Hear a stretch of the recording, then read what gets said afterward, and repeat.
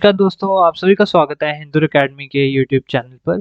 आज की इस लेक्चर वीडियो में हम बेसिकली कवर करने वाले हैं अबाउट दी जनरल एनेस्थेटिक्स। अब हम ड्रग स्टार्ट कर रहे हैं। प्रीवियस वीडियोस में हमने सीएनएस सिस्टम में जो ब्रेन का सिस्टम है उसको इन डिटेल डिस्कस कर लिया है।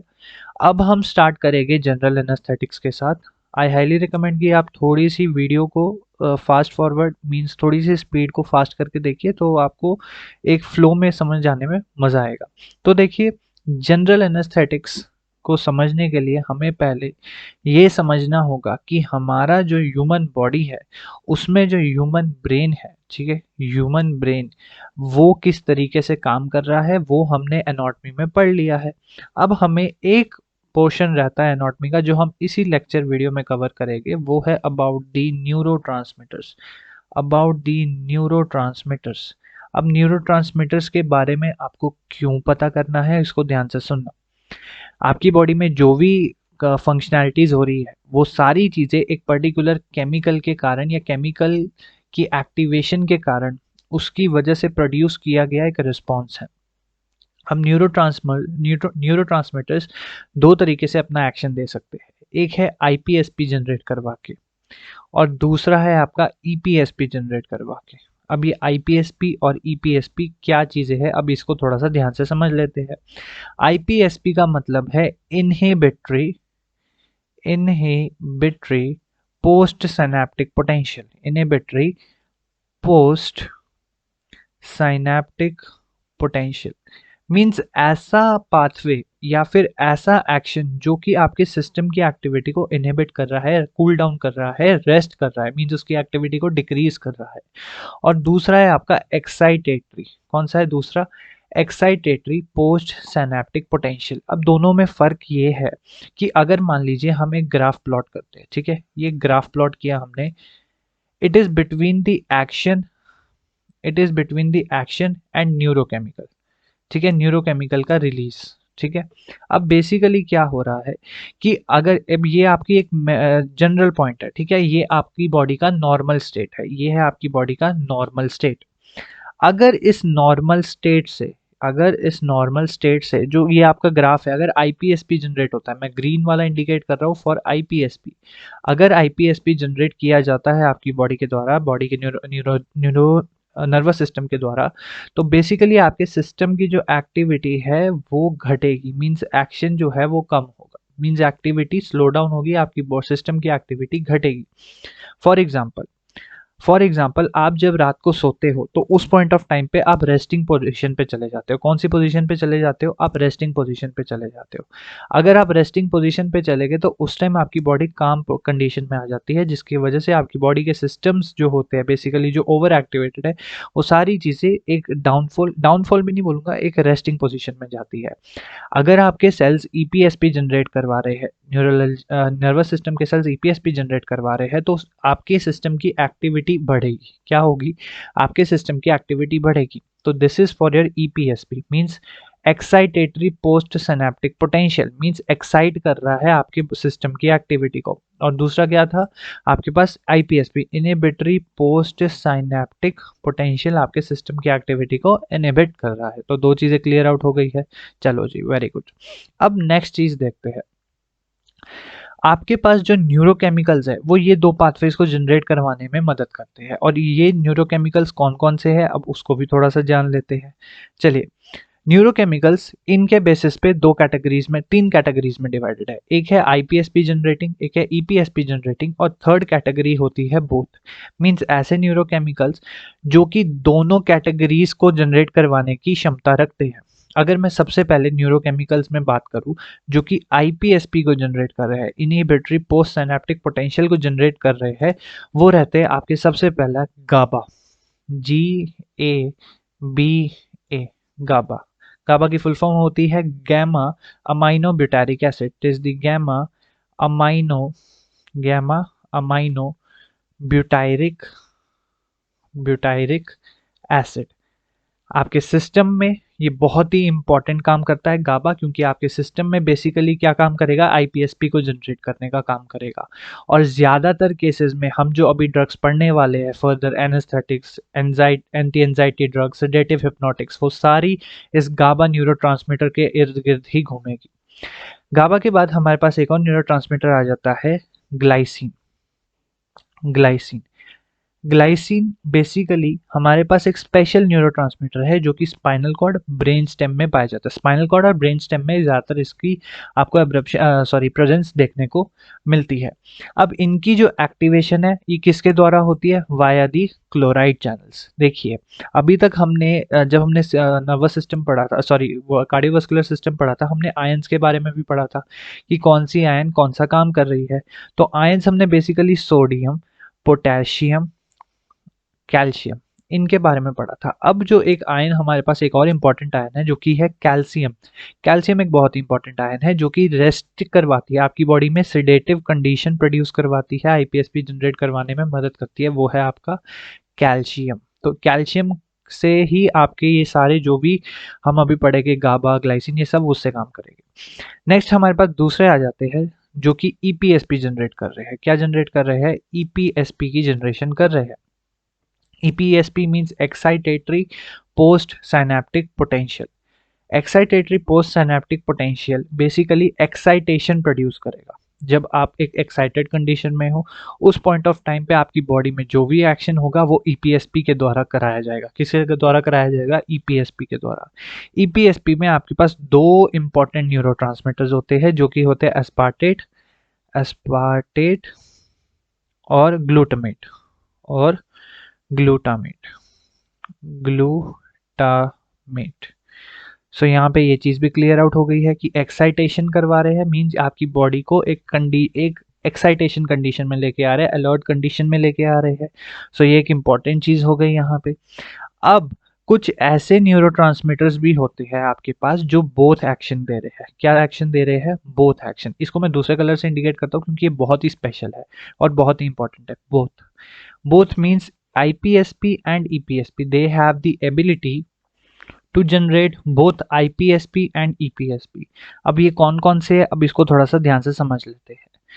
आपके पास सबसे इंपॉर्टेंट बोथ में आ जाता है ACH, जिसे हम बोलते हैं एसिटाइल कोलिन। क्या बोलते हैं इसे हम, acetyl choline, ACH, acetyl choline. Acetyl choline, अब आप बोलोगे ये तो पैरासिम्पैथेटिक सिस्टम का मेजर न्यूरोट्रांसमीटर है। हाँ जी, पैरासिम्पैथेटिक सिस्टम का मेजर न्यूरोट्रांसमीटर है, बट इसका जो एक्शन है वो CNS सिस्टम में भी रहता है, सेरेब्रल कॉर्टेक्स के आसपास, और जो भी आपके कॉग्निटिव फंक्शंस हैं उनमें ये उनके प्रोडक्शन या फिर उन प्रोसेस के में मदद करता है एसिटाइल कोलिन।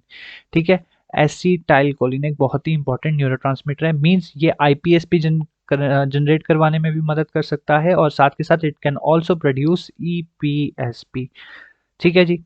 नेक्स्ट न्यूरोकेमिकल, हमारे पास एक कैटेकोलामीन है जो कि सिंपैथेटिक सिस्टम का है, नॉर एड्रेनालिन। नॉन एड्रेनालिन या फिर नॉर एड्रेनालिन। नॉन एड्रेनालिन भी आपका एएनएस सिस्टम का आ जाता है। सीएनएस में बेसिकली ब्रेन में अलर्टनेस और रेडीनेस को जनरेट करने में मदद करता है, क्योंकि सिंपैथेटिक सिस्टम आपका है ही अलर्टनेस के लिए, because it is producing the triple F response. तो इसकी जो कैटेकोलामीन है ये आपकी बॉडी में अलर्टनेस प्रोड्यूस करने में मदद करेगा, साथ के साथ ये रेडीनेस भी प्रोड्यूस करने में मदद करेगा। लेकिन इसका एक बहुत इंपॉर्टेंट रोल रहता है डिप्रेशन में भी, किस तरीके से, हम एंटी डिप्रेसेंट ड्रग्स में भी पढ़ेंगे। आपको अभी तक ये जानना है कि ये बोथ आईपीएसपी और ईपीएसपी बोथ जनरेट करवाता है। IPSP plus EPSP, it can generate both. एक और न्यूरोट्रांसमीटर है जिसे हम हैप्पी हार्मोन बोलते हैं, जो कि है 5 हाइड्रोक्सी ट्रिप्टोमीन, जिसे आप कॉमनली बोलते हो सेरोटोनिन। सेरोटोनिन जो कि हमने ऑटोकॉइड्स में पढ़ा है, हैप्पी हार्मोन है। अगर हम फ्रूट्स की बात करें तो बनाना में बहुत ही ज़्यादा प्रेजेंट होता है आपका कौन सा, सेरोटोनिन, जिसे हम बोलते हैं हैप्पी हार्मोन। अब ये बेसिकली हैप्पी हार्मोन है, तो मतलब इसका रोल कहाँ पे रहेगा, डिप्रेशन में रहेगा, साइकोसिस में रहेगा, और बेसिकली इसका बहुत ही इंपॉर्टेंट रोल रहेगा आपकी किस में, एंजाइटी में। तो means it has the ability to generate both IPSP and EPSP, both IPSP और ईपीएसपी को जनरेट करेगा। अब देखिए ब्रेन का सिस्टम है, तो यहाँ पे ज़्यादातर केसेस में आपको जितने भी हम इनका ये जितने भी आपके पास न्यूरोकेमिकल्स हैं इन सब न्यूरोकेमिकल्स का जो आपको एक्शन है वो देखने को मिलेगा एक ligand gated ion channel receptor पे। फॉर एग्जांपल अगर मैं बात करूं यहाँ पे गाबा रिसेप्टर के बारे में, तो गाबा रिसेप्टर पे आपके गाबा न्यूरोट्रांसमीटर्स का एक्शन होगा। अब ये जो गाबा न्यूरोट्रांसमीटर्स है, कौन कौन से रिसेप्टर, गाबा के भी दो रिसेप्टर्स होते हैं, गाबा A and Gauba B. Gauba A पे होगा इसका एक्शन, क्यों? क्योंकि GABA A is a ligand gated ion channel receptor और GABA B is a G protein coupled receptor. GABA A पे एक्शन देखने को मिलेगा। एनएमडीए रिसेप्टर्स होते हैं जिनका एक्शन आपको ईपीएसपी जनरेशन में देखने को मिलता है, जो कि रहता है अस्पार्टेट और ग्लूटामेट के द्वारा ईपीएसपी जनरेशन रहती है।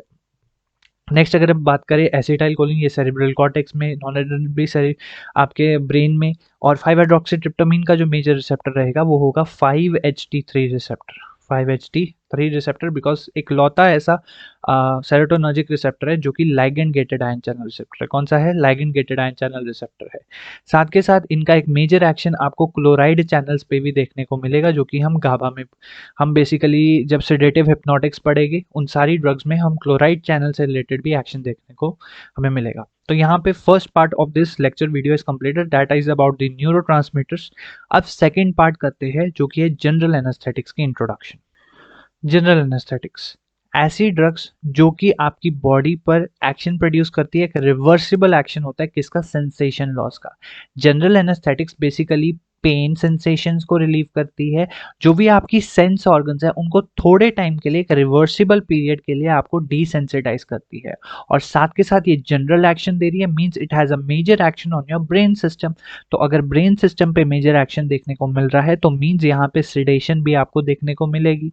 तो यहाँ पे कुछ कुछ प्रॉपर्टीज है जो कि एक ड्रग को अगर जनरल एनेस्थेटिक कहलाना है तो उसको ये प्रॉपर्टीज को फुलफिल करना होगा। पहली प्रॉपर्टी ये होनी चाहिए कि वो जिस टाइप का भी एक्शन प्रोड्यूस करे that must be reversible action. ठीक है, reversible action should be produced, reversible action should be produced, क्योंकि आप सिर्फ थोड़ी देर के लिए ही अपनी बॉडी को डिसेंसिटाइज कर रहे हो। साथ के साथ अगर एक और प्रॉपर्टी देखें तो यहाँ पे सेंसेशंस का रिवर्सिबल लॉस हो रहा है, मींस यहाँ पे एक पर्टिकुलर ड्रग को पेन भी रिलीव करवाना होगा, मींस पेन सेंसेशंस को भी ब्लॉक करना होगा जो कि नोचियोरिसेप्टर्स के द्वारा होती है। साथ के साथ आपको यहाँ पर एक इंडिविजुअल में एमनेसिक इफेक्ट, एमनेशिया भी प्रोड्यूस करना पड़ेगा, एमनेशिया। अब देखिए जनरल एनेस्थेटिक का जो कॉमन यूज है वो कॉमन यूज इनका रहता है सर्जरीज में। किस में रहता है? सर्जरीज में। अगर कोई आपकी सर्जरी बहुत ही सीवियर ऑर्गन पे होनी है, फॉर एग्जांपल हार्ट सर्जरी करवानी है तो, या फिर स्टमक की सर्जरी होनी है, तो उस कंडीशन में इंडिविजुअल को पूरा डिसेंसिटाइज करना पड़ेगा, बिकॉज उस टाइम पे जो पेशेंट होगा वो पहले ही फ्राइटेंड कंडीशन में होगा, उसका सिस्टम वैसे ही ओवर एक्टिवेटेड होगा ड्यू टू फियर। तो उस पॉइंट ऑफ टाइम पे उस इंडिविजुअल को काम डाउन करने के लिए या फिर नॉर्मल ऑपरेशन प्रोसीजर्स को हैंडल करने के लिए हम बेसिकली जनरल एनेस्थेटिक्स का यूज करते हैं। तो एमनेसिक इफेक्ट का मतलब है कि टेम्पररी पीरियड के लिए मेमोरी लॉस होना। ठीक है, टेम्पररी पीरियड के लिए मेमोरी लॉस, ताकि इंडिविजुअल को ये सेंस भी ना हो कि उसके ऊपर कोई सर्जरी हुई है, क्योंकि इंडिविजुअल पहले ही उस सर्जरी के कारण काफी एक डिमोटिवेटेड स्टेट में चला जाता है, क्योंकि सर्जरी से सब ही डरते हैं। अब यहाँ पे एक चीज समझते हैं कि एनाल्जेसिक इफेक्ट भी होगा, मींस पेन को रिलीव करेगा, एमनेसिक इफेक्ट भी होगा। साथ के साथ यहाँ पे एक और इंपॉर्टेंट पॉइंट रहेगा कि मसल रिलैक्सेशन करनी चाहिए, मींस रिवर्सिबल, मैं आर से इंडिकेट कर रहा हूँ, रिवर्सिबल इमोबिलिटी, मींस एक स्मॉल ड्यूरेशन ऑफ टाइम के लिए इंडिविजुअल इमोबाइल हो जाएगा, बिल्कुल भी मूवमेंट नहीं कर पाएगा।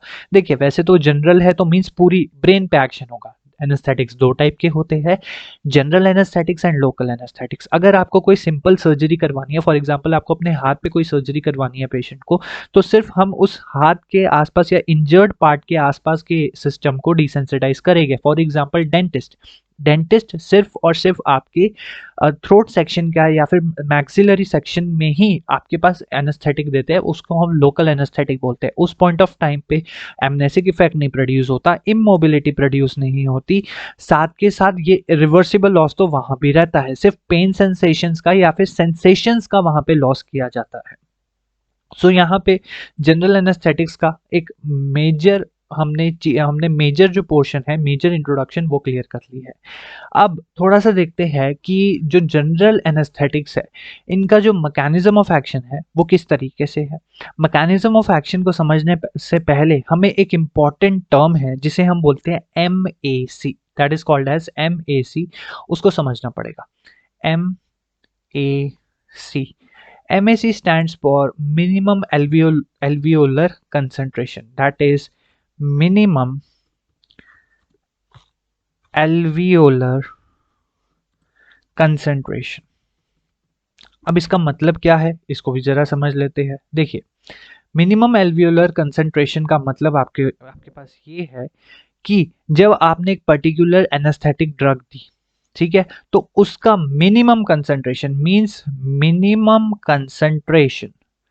minimum concentration of that anesthetic drug in the pulmonary alveoli, means alveoli में, in your alveoli जो pulmonary lungs में lungs के अंदर gaseous exchange का काम कर रहे हैं, alveoli में present है, ताकि एक इंडिविजुअल की बॉडी में इमोबिलिटी प्रोड्यूस हो सके।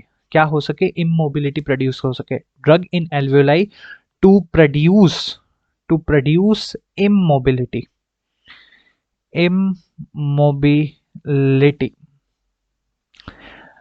अब देखिए, अब इससे हम मिनिमम एल्वियोलर कंसंट्रेशन से क्या देखते हैं बेसिकली यहाँ पे। अब ध्यान से सुनिएगा, एक बहुत ही इंपॉर्टेंट चीज है यहाँ पे। जब भी हम एक जनरल एनेस्थेटिक ड्रग की पोटेंसी को मेजर करेंगे, किसको मेजर करेंगे? एक जनरल एनेस्थेटिक ड्रग की पोटेंसी को, means how much potent is that particular drug, उसकी पोटेंसी को जब हम मेजर करेंगे, उसमें हम MAC की वैल्यू लेते हैं। क्या लेते हैं? बेसिकली MAC की वैल्यू। अब जो कि MAC का नंबर है, मींस MAC वैल्यू है एक कोई भी पर्टिकुलर जनरल एनेस्थेटिक ड्रग की, उसके बारे में बताएगा। अब जो मिनिमम एल्वियोलर कंसंट्रेशन है, इससे बेसिकली हमें सिर्फ और सिर्फ जनरल एनेस्थेटिक्स की पोटेंसी के बारे में और उनकी एबिलिटी की वो ब्रेन में ट्रांसफर होकर न्यूरोनल मेम्ब्रेन में जाकर बेसिकली एक एक्शन को प्रोड्यूस करवा सके, सिर्फ इतना पता लगता है। और मिनिमम एल्वियोलर कंसंट्रेशन का सिर्फ यहाँ पे ड्रग की पोटेंसी को नापने के लिए यूज किया जाता है। अगर हम एक्शन के बारे में बात करें तो जनरल एनेस्थेटिक्स का जो अभी तक एक्शन है वो अभी तक अननोन है, लेकिन ज़्यादातर केसेस में ये बोला जाता है कि जो जनरल एनेस्थेटिक ड्रग्स है वो ज़्यादातर केसेस में आपके आपके सिस्टम में, देखिए क्लोराइड, हमने जैसे कि बोला कि आईपीएसपी जनरेट करवा रहा है। आईपीएसपी एक बहुत ही लॉन्ग ड्यूरेशन या फिर पोटेंट तरीके से जनरेट करवाएगा, जिसमें कि मेजर रोल आपके क्लोराइड चैनल्स का रहेगा। किनका रहेगा? क्लोराइड चैनल्स का रहेगा, क्योंकि ये गाबा ए रिसेप्टर के द्वारा क्लोराइड चैनल की ओपनिंग करवाते हैं। क्लोराइड चैनल की जैसे ही ओपनिंग होगी तो वहां पर बेसिकली आपका आईपीएसपी जनरेशन शुरू हो जाता है। तो वो आईपीएसपी जनरेशन, ये सारे जो एक जनरल एनेस्थेटिक के एक्शन होते हैं, means reversible analgesic action and your immobility as well as your desensitisation of your body, वो सारी चीजें प्रोड्यूस होती है। लेकिन एक पर्टिकुलर पॉइंट ऑफ व्यू में जनरल एनेस्थेटिक्स का एक्शन नहीं देखा गया। हाउएवर, हमें जनरल एनेस्थेटिक्स की स्टेजेस देखने को मिलती है। क्या देखने को मिलती है? जनरल एनेस्थेटिक की स्टेजेस, या फिर stages of your analgesic area और योर एनेस्थेटिक ड्रग। अब स्टेजेस ऑफ एनेस्थीसिया को समझते हैं, जो कि इस वीडियो का थर्ड और फाइनल पार्ट रहेगा। ड्रग्स को हम नेक्स्ट वीडियो में डिस्कस करेंगे। Stages of anaesthesia. एनेस्थीसिया की आपके पास कॉमनली, या फिर हम बोले बहुत ही इंपॉर्टेंटली, 4 स्टेजेस हो जाती है। कितनी स्टेजेस हो जाती है आपके पास? 4 स्टेजेस। सबसे पहली स्टेज में आप बेसिकली, सबसे पहली स्टेज को हम बोलते हैं स्टेज ऑफ एनाल्जेसिया। क्या बोलते हैं? Basically stage of analgesia. Next जो आपके पास स्टेज रहेगी, उस स्टेज में हम, उस स्टेज को बोलते हैं, यहां पे मैं लिख देता हूं आपके लिए, उस स्टेज को हम बोलते हैं stage of delirium. Stage of delirium, ठीक है। एंड नेक्स्ट जो हमारे पास स्टेज रहती है, स्टेज नंबर 3। स्टेज नंबर 3 जो रहेगी वो रहेगी आपके पास स्टेज ऑफ सर्जिकल एनेस्थीसिया। जो जिस स्टेज पे आपकी सर्जरी परफॉर्म करवाई जाती है, जिस स्टेज पे आपकी सर्जरी परफॉर्म करवाई जाती है, stage of surgical anaesthesia, stage of surgical anaesthesia. And final stage पे आपको देखने को मिलता है, and in the final stage we see the stage of medullary paralysis, stage of medullary paralysis, जिससे हर एक मेडिकल प्रोफेशनल डरता है। क्यों डरता है, हम उस चीज को भी समझेंगे। तो ये आपके पास 4 स्टेजेस आ जाती है। Stage 1 that is stage of analgesia, stage 2 that is stage of delirium, stage 3 that is stage of surgical anaesthesia, and the fourth and the final dangerous stage that is the stage of medullary paralysis. तो इस चीज को हम समझते हैं जल्दी से और आसानी से। देखिए, सबसे पहले हमने ये पढ़ा कि जो एनेस्थेटिक ड्रग्स है उनका एक्शन किस तरीके का है। Their action is to produce analgesia और amnesia and reversible loss of sensation. तो सबसे पहले इस स्टेज का सबसे इंपॉर्टेंट पॉइंट ये रहेगा कि जो आपका इंडिविजुअल है, या फिर हम बोले यहाँ पे हम इंडिविजुअल नहीं पेशेंट बोलेंगे, इसे हम beginning of start of anaesthesia बोलेंगे। It is the start of anaesthetic therapy, of anaesthetic therapy. इस पॉइंट ऑफ टाइम पे इंडिविजुअल अभी भी अवेकन कंडीशन में है, कॉन्शियस है। The patient is conscious. Patient, PT से मैं डिनोट करूंगा, patient is conscious. Conscious means अभी भी वो अवेकन कंडीशन में है। लेकिन बट इस स्टेज में क्या होगा, जैसे स्टेज का नाम है स्टेज ऑफ एनाल्जेसिया, वैसे ही द पेन इज diminished और pain is basically abolished slowly but slowly. अभी भी पूरी तरीके से इंडिविजुअल क्या है, कॉन्शियस है। इंडिविजुअल क्या है यहाँ पे, कॉन्शियस है। इंडिविजुअल कैन हियर, इसमें इस स्टेज में इंडिविजुअल को एनेस्थीसिया दे चुके हैं। इंडिविजुअल कैन हियर, वो सुन सकता है कि क्या क्या चीजें हो रही है, वो देख सकता है। It he can also feel और he can also see, and also plus he can also feel his sensation, feel these sensations। अभी भी desensitize उसकी सेंस ऑर्गन्स बोले तो हम जैसे कि स्किन वगैरह, ये desensitize नहीं हुए हैं। क्या हुए हैं, desensitize नहीं हुए हैं। लेकिन इंडिविजुअल को क्या लगता है कि ड्रीम स्टेज में जा रहा है, धीरे धीरे वो एमनेसिक स्टेज में जा रहा है। धीरे धीरे वो कौन सी स्टेज में जा रहा है, एमनेसिक स्टेज में जा रहा है। क्या होता है कि कुछ ऑपरेशंस जो है अगर वो ज़्यादा सीवियर ना हो तो हम इसी स्टेज ऑफ एनाल्जेसिया में भी हो जाते हैं, लेकिन वो एक्सेप्शन केसेस होते हैं। क्या होते हैं वो, एक्सेप्शन केसेस होते हैं। और रेस्पिरेशन का जो मैकेनिज्म है, respiration mechanism is also normal. Respiration is normal means वहाँ पे आपकी कोई मसल की मूवमेंट में कोई भी अब्रप्शन नहीं हो रही है। Respiration is also your normal condition में चल रही है। स्टेज ऑफ डेलिरिबिन और डेलिरियम, स्टेज ऑफ डेलिरियम थोड़ी सी अब यहाँ पे एडवांस स्टेज आ जाएगी, तो दूसरे कलर से इंडिकेट कर देते हैं।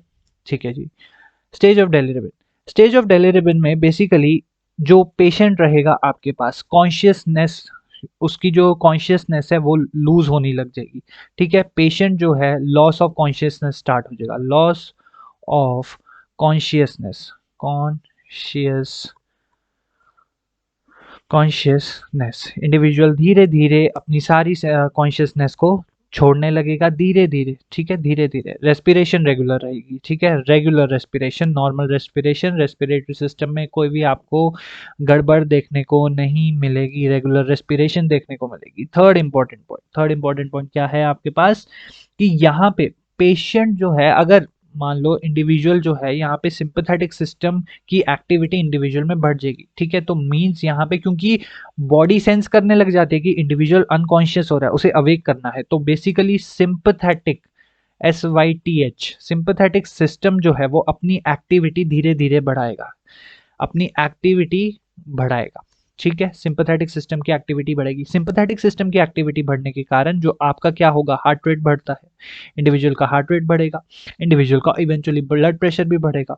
ठीक है, increase in the blood pressure of the individual. ठीक है, साथ के साथ ब्रीदिंग कई केसेस में देखा जाता है कि जब डेलिरिबिन की स्टेज आती है तो इंडिविजुअल शायद चिल्लाए, स्ट्रगल करे अपनी सांसों को रोकने के लिए, क्योंकि मसल टोन बढ़ जाती है। ये बेसिकली क्या हो रहा है, यहाँ पे मसल टोन इंक्रीज हो रही है, muscle tone is increased, muscle tone increase हो रही है। तो इंडिविजुअल अगर कॉन्शियस स्टेट में नहीं जा रहा है तो धीरे धीरे क्या पता है क्या हो जाता है कि मसल टोन बढ़ने के कारण तो इंडिविजुअल जर्किंग मूवमेंट्स देता है, ठीक है, अपने जॉज को या फिर अपने हाथों को टाइटली क्लोज कर देता है। तो इस चीज को से भी हमें ध्यान रखना पड़ता है, ठीक है। और साथ के साथ इसमें अगर सिंपैथेटिक सिस्टम की एक्टिवेशन हो रही है तो प्यूपिल्स पे क्या एक्शन होगा, प्यूपिल्स पे यहाँ पे प्यूपिल डायलेशन देखने को मिलेगी। क्या देखने को मिलेगी, प्यूपिल डायलेशन आपको देखने को मिलेगी। क्या देखने को मिलेगी, प्यूपिल डायलेशन।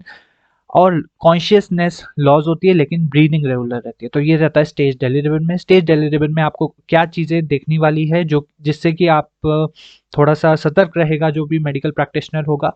क्या रहेगा कि इंडिविजुअल शाउट कर सकता है due to the shouting of individual shouting due to increased muscle tone, increased muscular tone, muscle tone के बढ़ जाने की वजह से इंडिविजुअल शाउट कर सकता है, प्लस जर्किंग कर सकता है, जर्की मूवमेंट्स दे सकता है जैसे कि जॉस को या फिर हाथों को टाइटली बांध लेना या टाइटली पकड़ लेना, ठीक है जी। चलो जी, stage of delirium is completed. Now as the stage of delirium is achieved, next individual जो है वो सर्जिकल एनेस्थेटिक की कंडीशन में आता है। कौन सी कंडीशन में आता है, सर्जिकल एनेस्थीसिया। सर्जिकल एनेस्थीसिया को हमने 4 फेजेस में डिवाइड किया गया है। कितने फेजेस में डिवाइडेड है, it is divided into 4 important phases, ठीक है जी। तो चलो उन सारे फेजेस के बारे में पढ़ते हैं। फेज नंबर 1, फेज नंबर 1 में क्या हो रहा है, फेज 1 में आपके पास आई बॉल मूवमेंट रिवॉल्व हो रही है, ठीक है, means eye balls are revolve. Eye ball क्योंकि मसल टोन आपकी बढ़ चुकी है, मसल टोन पे आपका कोई भी यहाँ पे फिक्स्ड आप क्योंकि आप इंडिविजुअल कौन सी एनेस्थेटिक कंडीशन में जा रहा है धीरे धीरे, तो आई बॉल रिवॉल्व होगी, ठीक है। रिवॉल्विंग आई बॉल मूवमेंट्स देखने को मिलती है हमें किसमें, फेस 1 में, फेस 1 में। एंड और जो आइस का प्लेन है वो फिक्स हो जाता है, आइस प्लेन इज फिक्स्ड, ठीक है। तो आपने हमेशा ये याद रखना है कि फेस 1 में eye ball revolving eye ball movements देखने को मिलती है।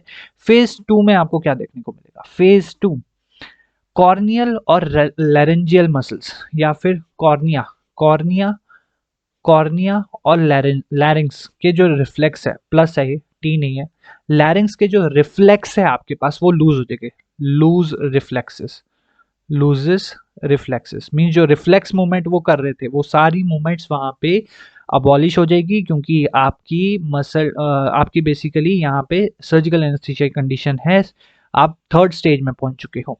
फेज 3 में क्या होता है, फेज 3 में प्यूपिल की डायलेशन शुरू हो जाती है और जो लाइट रिफ्लेक्स है वो लॉस, मीन जब आपकी आइज पे लाइट पड़ती है तो प्यूपिल उस हिसाब से कॉन्स्ट्रिक्ट और डायलेट होता है, लेकिन वो चीज यहाँ पे अबॉलिश या फिर चली जाती है। तो प्यूपिल जो है वो डायलेट होगा, प्यूपिल dilates, प्यूपिल dilates plus you will loss the light reflex, ठीक है, loss of light reflex, of light reflex, ठीक है जी। ये चीजें क्लियर हो गई। फेज नंबर 4 पे आ जाओ, last phase, phase number 4। Phase 4 क्या है बेसिकली, फेज 4 में जो इंटरकोस्टल पैरालिसिस हो सकता है, क्या हो सकता है कि जो एब्डोमिनल रेस्पिरेशन है वो इरेगुलर हो जाए, एब्डोमिन मसल की पैरालिसिस, हम सिंपल भाषा में बोले abdominal paralysis, abdomen paralysis, paralyse हो जाएगा, पैरालाइसिस, एब्डोमिनल पैरालाइसिस, जो कि इंटरकोस्टल मसल्स है वो पैरालाइज हो जाएगी यहाँ पे। तो ये है आपके 4 important phases of your surgical anaesthesia. अब जैसे ही ये डीप प्लेन में घुसने लग जाएगा, मींस जो आपकी जब आप एनेस्थीसिया ग्राफ होगा जो ये डीप प्लेन में घुसने लग जाएगा, मसल टोन धीरे धीरे क्या होगी, डिक्रीज होने लग जाएगी, जिसके कारण जो ब्लड प्रेशर है वो भी कम होगा, हार्ट रेट बढ़ेगा क्योंकि इंपल्स सिस्टम वीक हो चुका है यहाँ पे, क्योंकि रेस्पिरेटरी सिस्टम आपका डिक्रीज हो चुका है। तो ये कुछ इंपॉर्टेंट पॉइंट्स थे। अब आ जाते हैं लास्ट स्टेज पे जिसे हम बोलते हैं स्टेज ऑफ मेड्यूलरी पैरालिसिस। बहुत ही इंपॉर्टेंट है, ध्यान से सुनना। Stage of medullary paralysis, medullary paralysis में जो रेस्पिरेशन और वेजोमोटर सेंटर है वो पूरी तरीके से डिप्रेस हो जाता है। अगर मैं सिंपल भाषा में आपको यहाँ पे लिखवाऊँ, सिंपल भाषा में लिखेंगे, सिंपल भाषा में लिखे तो फुल मसल पैरालिसिस, क्या हो जाएगा आपकी full muscle paralysis. your all muscles, your basically respiratory muscles, vasomotor muscles are completely paralyzed. अब देखिए जो हमने ब्रेन में पढ़ा था मेड्यूला ओब्लोंगेटा, मेड्यूला ओब्लोंगेटा एक बहुत ही इंपॉर्टेंट रीजन है आपका रेस्पिरेशन का, उस रेस्पिरेशन सेंटर को पूरी तरीके से पैरालाइज कर देता है। Means medulla oblongata is not working properly, medulla oblongata is not working properly, जिसकी वजह से आपके पास क्या होगा, respiration depression, respiration depression, respiration depression means आपका रेस्पिरेटरी सिस्टम पूरी तरीके से डिप्रेस हो जाएगा। और ये कोई भी स्टेज आने, ये स्टेज नहीं आनी चाहिए। ज़्यादातर इंटेंसिस में क्या होता है कि अगर इंडिविजुअल बेसिकली क्या है स्टेज में पहुंच जाए तो डॉक्टर्स कोशिश करते हैं कि जल्दी से जल्दी एनेस्थेटिक का एक्शन खत्म हो, इसलिए हमेशा ध्यान रखा जाता है कि मेडुलरी पैरालिसिस की स्टेज पे इंडिविजुअल ना ही पहुंचे तो बेटर है, बिकॉज इस स्टेज में आपके पास एक स्टीप देखने को मिलता है, सारी आपकी रेस्पिरेटरी सेंटर्स जो भी है वो सारे पैरालाइज कंडीशन में चले जाते हैं। क्या चल जाते हैं, पैरालाइज कंडीशन में चले जाते हैं। सो ये बहुत ही डेंजरस स्टेज रहती है आपकी किसकी, बेसिकली अगर हम बोले मेडुलरी पैरालिसिस की। तो ब्लड प्रेशर फॉल होगा क्योंकि रेस्पिरेशन डिप्रेशन हो चुका है, तो इवेंचुअली वो क्या करेगा, आप साथ के साथ देख सकते हो कि ब्लड प्रेशर फॉल करेगा, बीपी फॉल हो जाएगा, डीप एनेस्थेशिया भी बोल सकते हैं, इसे हम डीप एनेस्थेशिया साइंस। ये रेस्पिरेटरी डिप्रेशन जो है वो these are the signs of deep anaesthesia, signs of deep anaesthesia, deep anaesthesia. So यहाँ पे हमने क्लियर किया है जनरल एनेस्थेटिक्स की इंट्रोडक्शन एंड द स्टेजेस, बहुत ही इन डिटेल क्लियर किया है। आई होप आपको समझ आया होगा। तो ये सारी चीज़ें हमने क्लियर कर ली है। आई होप आपको वीडियो अच्छी लगी होगी। वीडियो अच्छी लगी तो प्लीज़ अपने दोस्तों के साथ ज़रूर शेयर करना ताकि उनको भी नॉलेज अच्छे से मिल सके। नेक्स्ट वीडियो में हम बेसिकली जनरल एनेस्थेटिक्स से रिलेटेड जो भी ड्रग्स हैं उनके बारे में डिस्कस करेंगे, और साथ के साथ नेक्स्ट वीडियो में हो सके हम आपके लिए MCQs भी लेके आए। तो thank you so much for watching, till then keep learning and